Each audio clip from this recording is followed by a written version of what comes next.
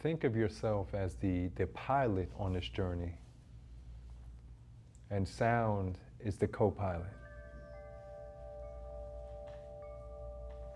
I'm always interested in capturing the authentic moments, right? Not the wake up, take a picture, no filter, even though I put on all this makeup, but the real authentic moments. And also when it comes to two things that are really near and dear to me, one is community and two is wellness. I often tell folks sound healing is a beautiful experience. It doesn't do the healing for us. It removes the blockages so we can heal through us. Sound is universal. All of our cells, all trillions of our cells in our bodies are responding to sound. It's almost like a communication that's happening. Sound has the ability, in this sound, to bring us in a resonant state. And I say this over and over again, when I live in a resonance long enough, it becomes my residence. This is a practice, and these crystal singing bowls are meant to bring us into the practice of the resonance that brings us to our default state, the state where we go beyond the analytical mind. It's a place where we don't think, we're just here, and we're just feeling and receiving the sound. And how did you start this sound healing? That's a great question. That's a great question. I've been working with sound over 10 years.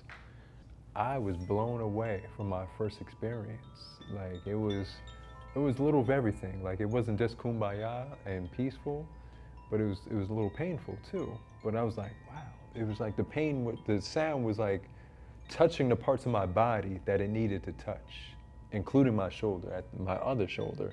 This shoulder, I tore a rotator cuff maybe a couple years prior, and the sound kind of like, it felt like it was concentrated there, but my shoulder felt better after. And I felt better after, even though it wasn't kumbaya during the moment. So I was like, oh, this feels good. And it was phenomenal, the feedback I was receiving from the community. And some people who had deep-rooted trauma too. And I'm like, wow, this is beautiful. And lo and behold, one bowl became 2, 3, 4. And before you know it, I had a whole team of 7. The intention is to create a safe setting, you know, because I had the ability to disrupt people with this. This is a powerful tool, and it helped me create more intention, knowledge, and wisdom around the sound, the historical context, and how to truly play sound for the public in a healing way. It started, I was like, I want to give this gift that I have felt to everyone around, and I really, really enjoy sound. I think it's sacred. I think it has the potential to do a lot of good in the world, and you know, some people are not using it for that intention, but this is powerful. This is powerful. These elements are powerful too. These are crystal. This is crystal quartz.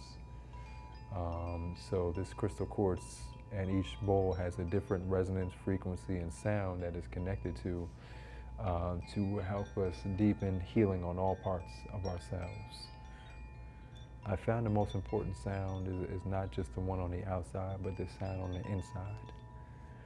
And my inner voice, and I'm repeating over and over, I choose positive thoughts that pull me forward. I choose positive thoughts that move me forward. I choose positive thoughts that move me forward. And sometimes our inner sound, that inner critic, isn't the best for us. So it's important to dial in, listen to that inner voice, and begin to heal that shift of frequency. Practice thinking positive thoughts, thoughts of gratitude, appreciation, see what that brings you. But that inner voice is something I tell a lot of my young folks, that's where you need to start. That's where you need to start. You know, from my heart to your heart, I appreciate you all. I care about you all. I love you all. Thank you for sharing this practice. Thank you for sharing this space. And we'll see you next month. Thank Thank you.